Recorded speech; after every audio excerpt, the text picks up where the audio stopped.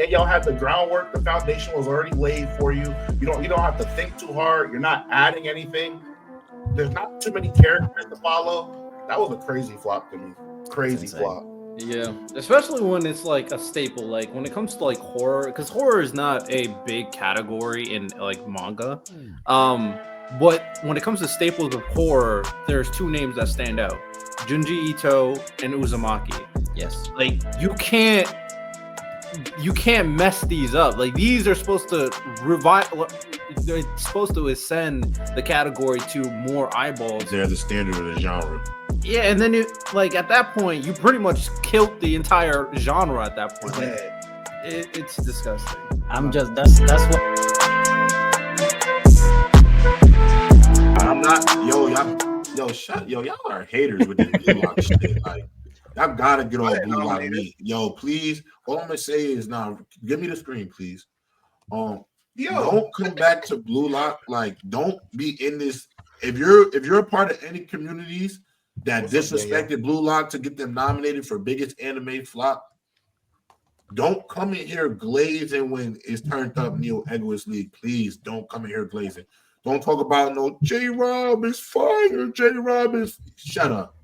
You can eat one, okay? So the disrespect to Blue Lock, y'all are out of your minds. I don't appreciate it, and y'all don't deserve Isagi Yoichi or anything that's going on that side. But we could get back to the nomination. Oh, no, real quick. Fuck y'all for review bombing the last episode because it was rated 10 out of 10. And then it got review bombed by like One Piece and Full Metal Alchemist fans. Just dinglings, cornballs. Not One Piece fans.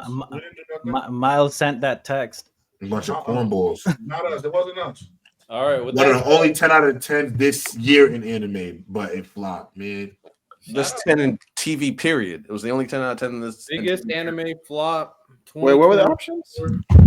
The nominations were Ninja Comedy, Uzumaki, and Blue Lock Anime. I don't think. All right, reveal. No way. I got Uzumaki. I got Uzumaki. Yeah, Uzumaki should have been something special. Okay.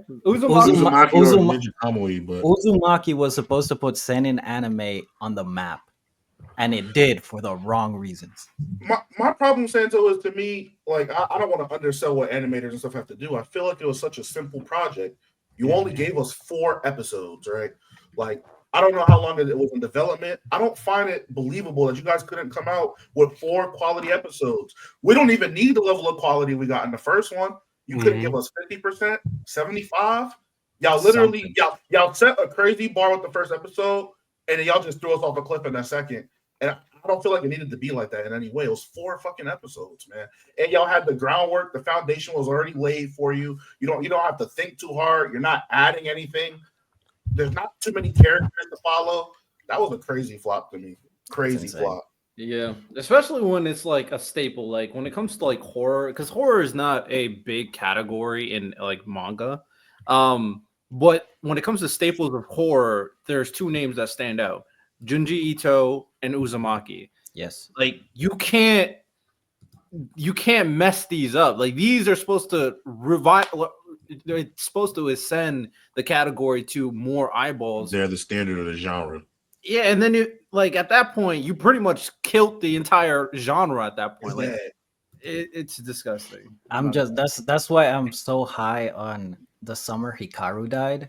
I need that to work. I need people to realize that seinen can work. It really can. But Uzumaki really put a stain on everything right now, man. All right. Well, let's go into the next category, the most underrated anime of 2024. The nominations are Wistoria, The Elusive Samurai, and Windbreaker. Damn, this is a good one. I like 2 of those. Honorable mention Oblivion Battery, man. Yeah, I like 2 of those for sure, but I'm gonna go with Windbreaker. All right, reveal when you're ready, captains. I went Windbreaker, 3 Windbreakers. I'll be the guy that 4 fights Windbreakers, Elusive Samurai, Wistoria, and Restoria. Actually, not gonna lie, random Elusive Samurai is my second, but loved Windbreaker. Elusive Samurai is fantastic. Yeah, it was fantastic. Like it's treated the same. Like I said, Elusive Samurai will be the new Fire Force, where Everybody loves Fire Force when it's out, and it's fire, and it's giving you great action, great animation. But then for some reason, it keeps getting left off, like conversations. The same thing with Elusive Samurai. Elusive Samurai has been great. It's been a great manga that's been selling for a long time for Shonen Jump. Now they come out, unique animation, fantastic characters, great. And I'm sorry, I love Wistoria. I love Windbreaker. Windbreaker, especially, I don't think belongs in the same level as Elusive Samurai. It just doesn't. No, Elusive Samurai was gas. That was Elusive literally Samurai is gonna be my amazing. pick. Wistoria is That's a why I close like this second. But I think it's also like, for instance, if you really hated how Tokyo Revengers ended, you're gonna love Windbreaker. So I think that's another reason why you're gonna prop it up, because of the failure of Tokyo Revengers. But I think if you just look at I them, will dead admit that. yeah. But if you just I look like at them better band than for band, it's not close. I think banned for in terms of like production, sure, but there's very few series where after I watch it, I read the manga. Windbreaker was the series after I watched it, I caught up with the manga because it's simplistic, it's grounded, there's nothing complicated. It's just dude getting some putting their hands up and boxing crazy. And the characters, there are so many interesting characters in Windbreaker too. So great characters, great choreography, great fights, and you can get behind the MC. Like you can get behind what Sakura wants to do and like his rise to become the guy. We're all locked in to see how he does it.